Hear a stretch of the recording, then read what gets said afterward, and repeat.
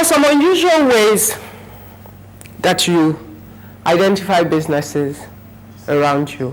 When you've got through all the talent hunt and the divine revelation and the direction and all of that, sometimes you would find that the way you are able to determine a business around you is based on the opportunities that are available.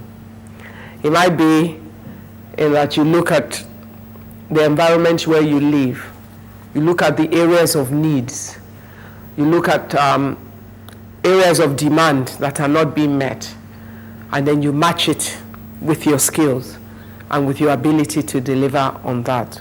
There are also times where you have a short-term business decision as opposed to your long-term one, a business that you know you want to do just for a while, either just to raise capital or to generate money towards your long-term goal of a business that you are more passionate about. There's nothing wrong with that, as long as you have a clear understanding of why you're doing one thing as opposed to the other.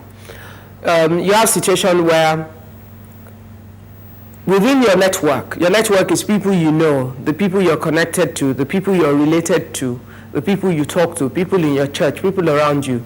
You find that based on their positioning or where they are, there are opportunities open to you, and you're able to take advantage of those opportunities. Sometimes you're not even the end producer of the product that is needed in order to meet those opportunities. You can only use those kind of things as a short-term plan in order to generate resources towards your long-term goal.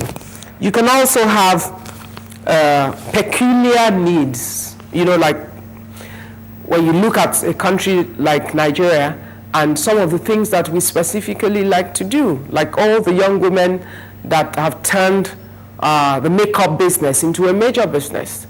You know, the fact that Nigerian women are very fashionable and they do like to look good. And that it's not everybody that knows how to tie their head tie themselves very well, or that knows how to make themselves up very well. Well, you always have options, people that go and learn about it so they can make themselves look very good.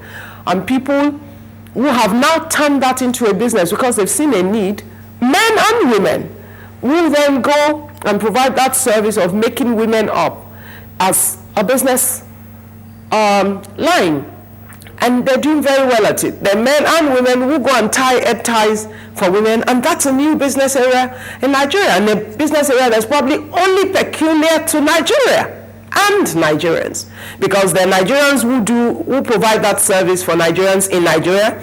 There are Nigerians who provide that service for Nigerians in the diaspora. So you get into a place like Houston and they'll tell you, oh, we're having a wedding. This guy is the one that comes to tie everybody's head tie. Can you imagine if 50 women are going to a function on a Saturday in a place like Houston and you decide it's $10 for every woman that I go and tie their head tie? And if they can all get to the venue of the party, before they enter, there will be a room where I will be waiting to tie their head tie. $10, 50 women. $500 neat in how many hours of work? Then men and women who represent families at engagement ceremonies and are paid for it. So you need to ask yourself some question. What do I have the resources, the ability, the interest, and the contacts to do? You're the one that can answer that. Do I have the necessary commitment needed in a business undertaking? Business requires a lot of commitment because businesses have many different seasons. You know, people think the startup part is the toughest part. Yes, in most cases, starting is really tough. But guess what? Every business goes in cycles. Just when you think I've broken through this stage and I'm home and I'm running, a new challenge presents itself, especially in a very dynamic environment like our country. You wake up tomorrow morning, a change of policy has totally changed the game where your business is concerned. Do you have enough commitment to stand? Do you have enough commitment to stay with that business and face the challenges and take it to the next stage? Challenges will come no matter what stage you're in. There are businesses that are 30 years, 40 years, and different kinds of challenges present themselves to you at different points in time. You've got to be dynamic, you've got to be flexible, you've got to be able to respond to the situations, that you've got to redefine the business at different times, reevaluate. Do you believe that you have the kind of commitment that is required for you to take a business from the beginning to the next stage and the next stage and the next stage, because it never ends. So you have to think about all of those things. Are you prepared to work extremely hard, to devote long hours of labor to the business? When you work for a man, you have closing time. I mean, never mind the fact that there's some industries where people do not really close on time and all that. But generally, you can say that, oh, I work 8 to 5, I close at 5. Okay, I work till 6, I work till 7 on some days, I work late.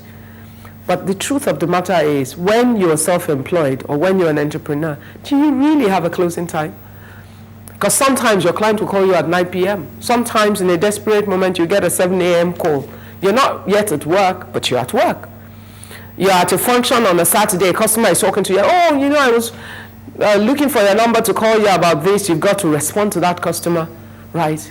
You've got, you know, to be ready. If a customer says, I'm sorry, I've only got time on a Saturday to be able to see you, or Sunday evening is the only time, you find a lot of people who still have to take meetings on those days. So you have to think about many things. The games are different. The price you pay is quite different. And all the risk is still at your table, because you are the one that has, you know, put yourself forward in terms of that business. Do you have the mental stamina and concentration to meet the demands that your project will impose on you, or the pressure from the customers and all the different managing people's, are you a people's person, managing people's expectations, managing people's emotions, managing the different moods of your customers, of your workers, and the many issues. Managing the government agencies, managing so many issues. You have to be true to yourself. You have to answer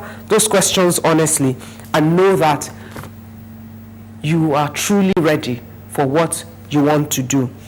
Do you accept new ideas easily? Because if you want to go into business, it cannot be about you, it cannot be all about you, and it can't be all about what you know. You know, your workers come to you with value. If you want to take value from your worker, you must be open to the value that they add to you. You must be able to listen to the opinion of your customers, because sometimes you think the way you are doing it is the right way, and you will always be presented with new information and new options every day. You must be receptible to those options and to the information, and be able to put them together in order to continuously redefine your business in the way that you should go. Do you have the patience to treat people with respect and to treat all human beings as if they're important? Because in business, it's important for you to be able to treat your workers well. No matter how much you pay a man, you cannot get from a man whatever he or she is not willing to give to you. So you have to know how to handle people. You have to know how to handle your customers. Even when you mess up, the way you handle the customer determines what happens after. There are many issues in business, you know, that we have to consider. Are you good at taking decisions? Because business is about decisions that you make every minute. You have to take decisions for the business, you take decisions for people, you take decisions sometimes for your customers.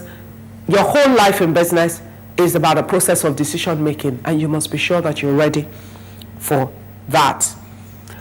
Are you able to provide solutions needed, using information and resources around you, mixing them together to arrive at solutions that are needed for different situations or challenges that you will have? An entrepreneur ultimately becomes a problem solver. You're solving the problem of your customers, you're solving the problem of your staff, and you're mad enough to want to take the responsibility to pay your staff, to be the one that must make sure that they get their salary at the end of the month. Someone said to me a long time ago that only a madman decides that he or she wants to become an entrepreneur. Because while everybody else is waiting for somebody to pay their salary at the end of the month, the madman that has called himself an entrepreneur must worry about paying everybody their salary at the end of the month. Are you mad enough to take on the challenge of being an entrepreneur? Many issues. Sometimes, you know, in modern day business, you don't really need to be very long term, because you could build a business medium term and sell it off. So it depends on your vision. You might just want to express a dream, but you don't want to sit on it. So there are options there. So there are medium term interest and there's long term interest, but you have to consider so many issues before you go on. Well, part of what you would definitely have to do, of course, is to put the resources that you need to get the business off the ground together. But let me also say that if you have put resources together to get the business off the ground, have you thought about the fact that you do require backup resources?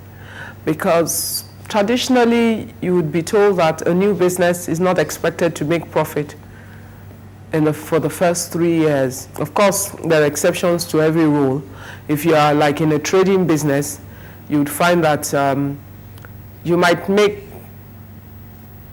profit from your transactions, but in total, business itself might not be making profit because of the capital assets that you have invested in. But it also depends on the size of your business. If you are a small business and what you are doing, buying and selling, you would find that if you take 100,000 and you go and buy goods, and you sell the 100,000 naira goods, you make profit immediately because you're not going to sell at a loss. Once you've done your costing properly, then you make profit immediately.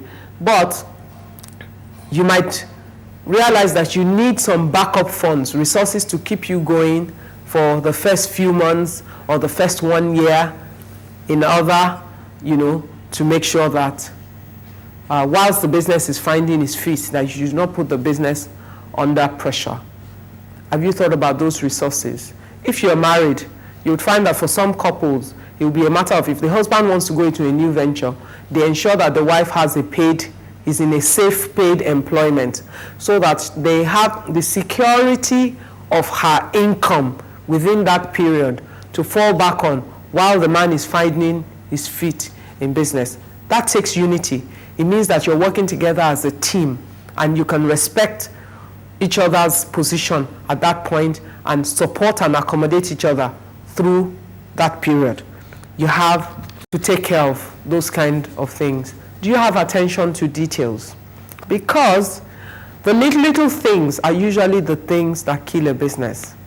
If at the beginning of the business, you do not pay attention to details of like cost, or attention to details of like the quality of the product or of the service that you want to deliver, you can find out that you might never get off the ground, or that you might have a good business idea that is in itself viable, but because you're not paying attention to details of costs, your costs might become so much compared to the profit based on the margin available to that particular product, and the business will eventually die.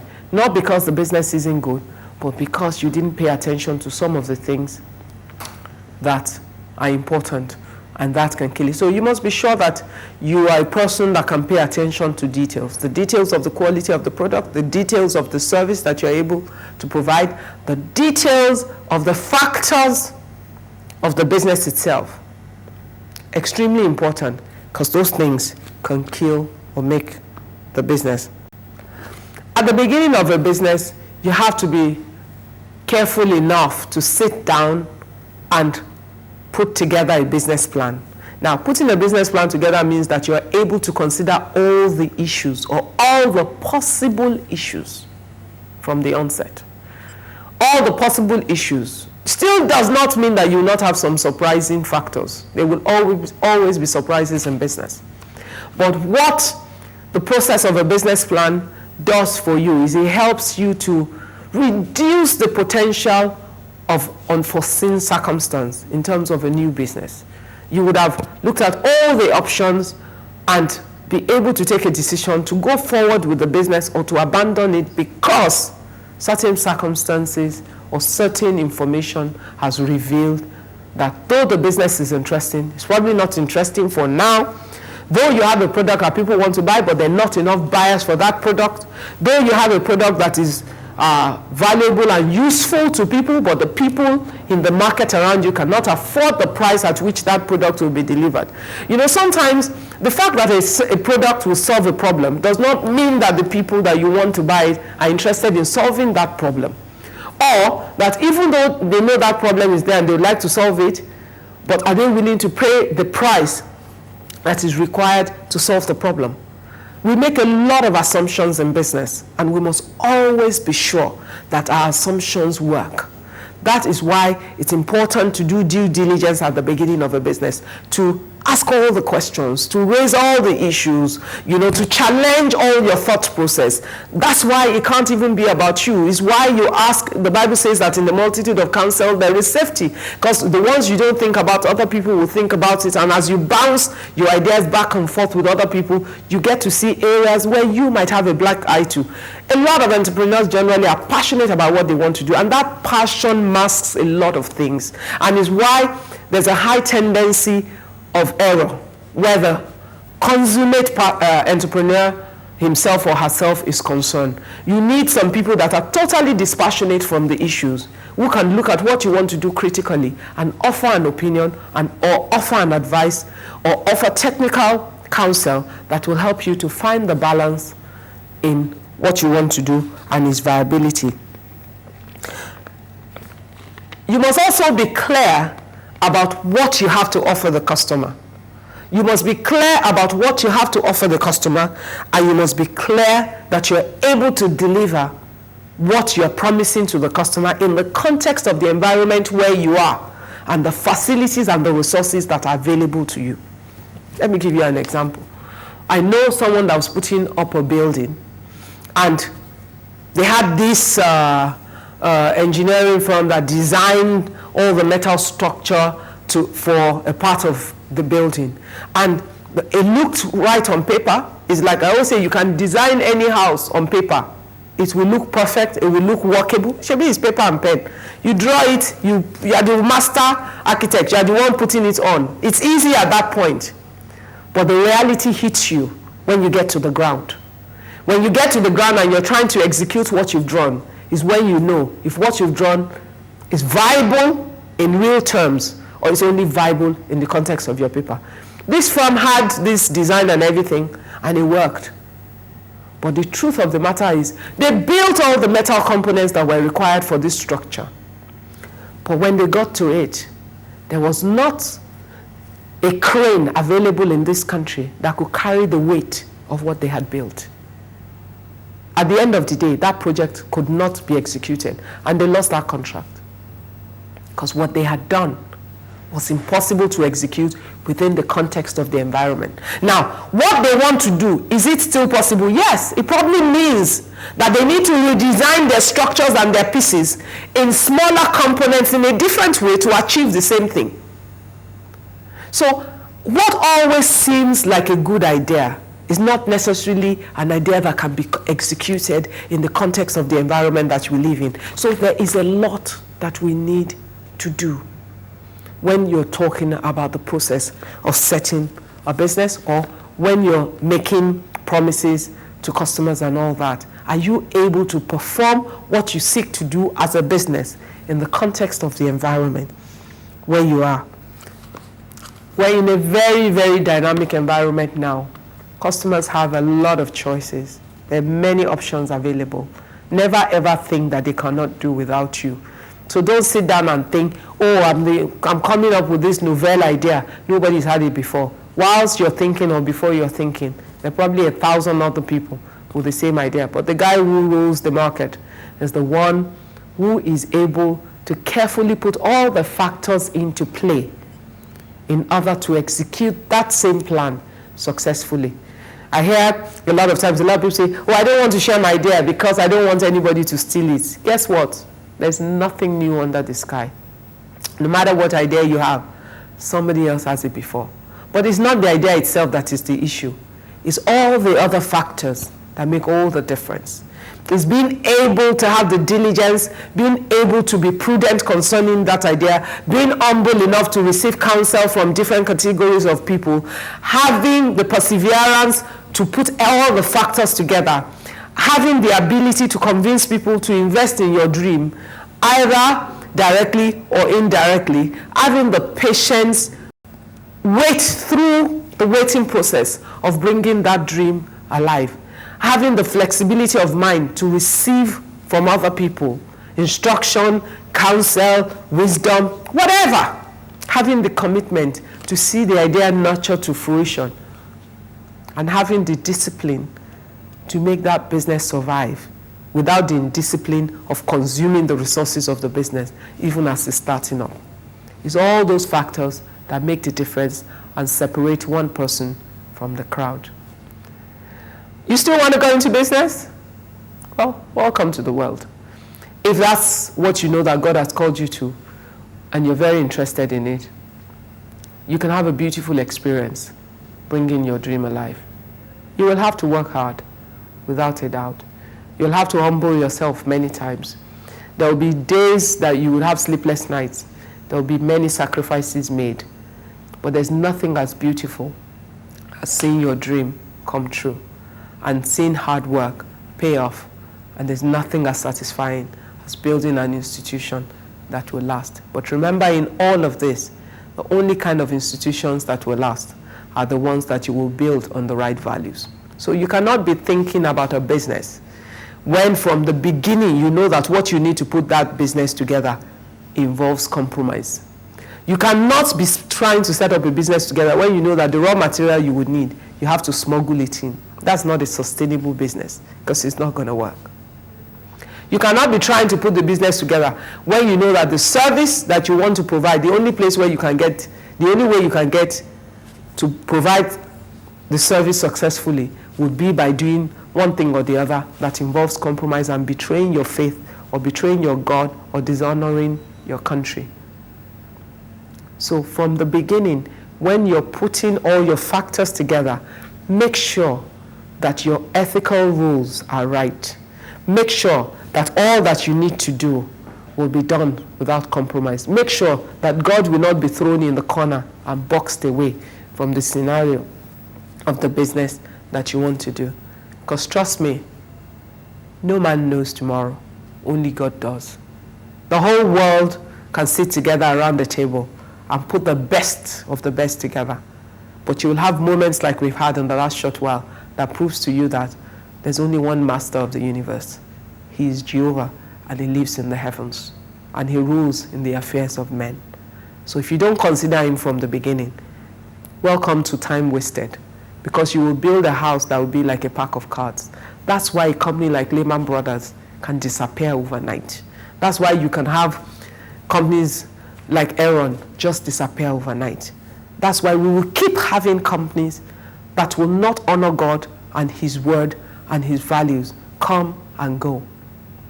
Only companies that fear the Lord and respect the sanctity of the next man and honor the next man without taking advantage of them, they're the only ones that on the long run will remain. Now, to do all of this, you need to make sure you find all the resources. So what I've done is I do have a guest in the house that after I'm going to sit down with, and we're going to talk about some of the options for financing your dreams, for taking this business from the idea level into operational level. And whether it's small money or it's large money, there's always a way out. You've just got to find the right information.